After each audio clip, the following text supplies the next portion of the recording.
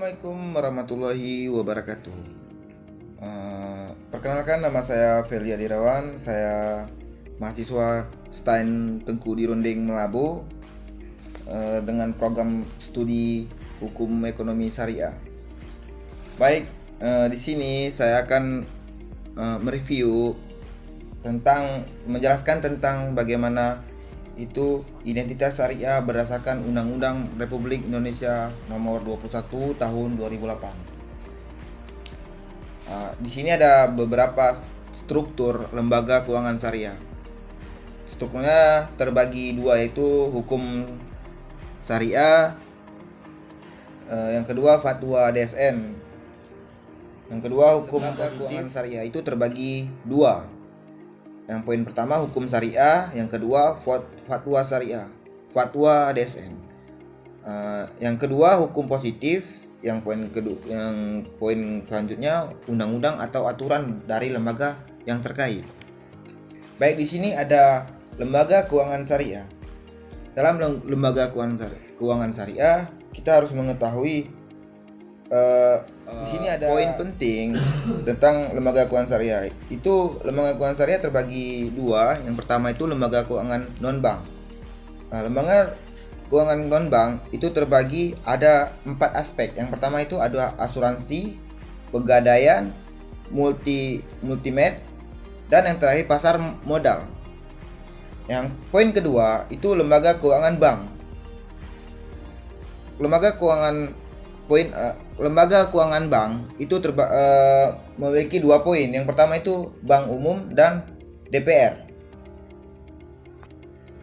Di sini ada penjelasan ataupun sejarah tentang regulasi perbankan syariah. Di poin pertama ada itu Undang-Undang Nomor 7 Tahun 1992 tentang perbankan telah mengenal istilah bank bagi hasil tahap pengenalan. Poin kedua, PP nomor 27 tahun 1992 tentang bank berdasarkan prinsip bagi hasil yang dijabarkan dalam PBI nomor 25. Poin ketiga, Undang-Undang nomor 10 tahun 1998 tentang perbankan syariah yang telah mengizinkan bank profesi dengan prinsip syariah sepenuhnya atau dengan membuka cabang khusus syariah. Tahap pengukuhan. Dan poin terakhir itu ada Undang-Undang Nomor 3 Tahun 2003 tentang Bank Indonesia yang merupakan perubahan Undang-Undang Nomor 23 Tahun 1999 memberikan wewenang Bank Indonesia sebagai bank sentral menjalankan tugas sesuai dengan prinsip syariah.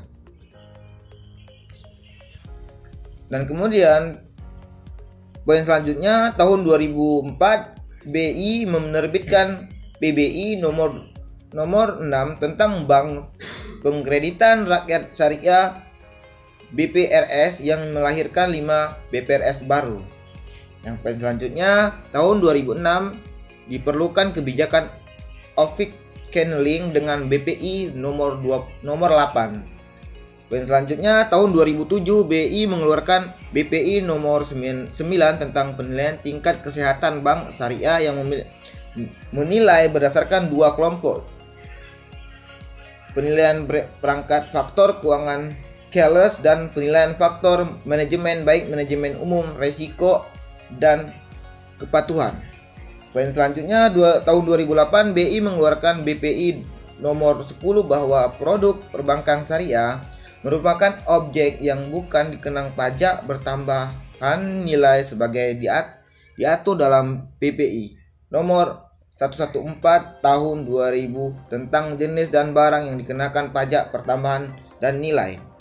Di situ bisa kita dengarkan sejarah tentang regulasi perbankan syariah. Baik, di sini kita bisa mendengarkan. Saya akan menjelaskan. Di sini ada amanah Undang-Undang Nomor 21 Tahun 2008. Dalam amanah ada beberapa poin-poin yang bisa kita dengar. Baik, di sini poin pertama itu pembentukan komitmen perbankan syariah atau KPS untuk menyusun peraturan Bank Indonesia dalam rangka mengimplementasikan fatwa Majelis Ulama Indonesia. Yang poin kedua, KPS beranggotaan para ahli dalam bidang syariah dan ekonomi keuangan serta perbankan yang bertugas membantu Bank Indonesia dalam menafsirkan fatwa MUI terkait perbankan, memberikan masukan atas implementasi fatwa, melakukan pengembangan industri perbankan syariah. Poin ketiga, anggota KPS terdiri dari Bank Indonesia, Departemen Agama, dan unsur masyarakat lainnya dengan komposisi pertimbangan yang berjumlah 11 orang. Unsur BI yang masuk dalam KPS adalah direktur dan direktor perbankan syariah dan direktur pengelolaan moneter.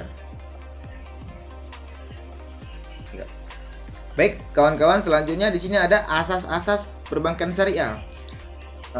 Jadi saya akan memaparkan apa itu asas perbankan syariah. Perbankan syariah adalah melakukan kegiatan usaha berdasarkan prinsip syariah. Direkomendasikan ekonomi dan prinsip kehati-hatian pasal 2 kegiatan usaha yang berdasarkan prinsip syariah. Antara lain adalah kegiatan usaha yang tidak mengandung unsur riba, maisir, gharar, haram, jalim. Yang dimaksud dengan rekomendasi.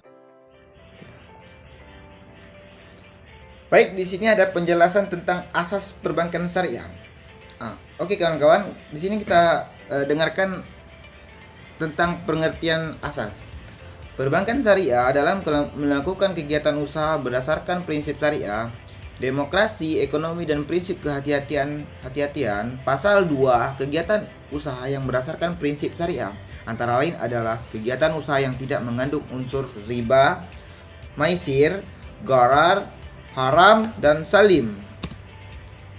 Yang dimaksud dengan dekomodasi ekonomi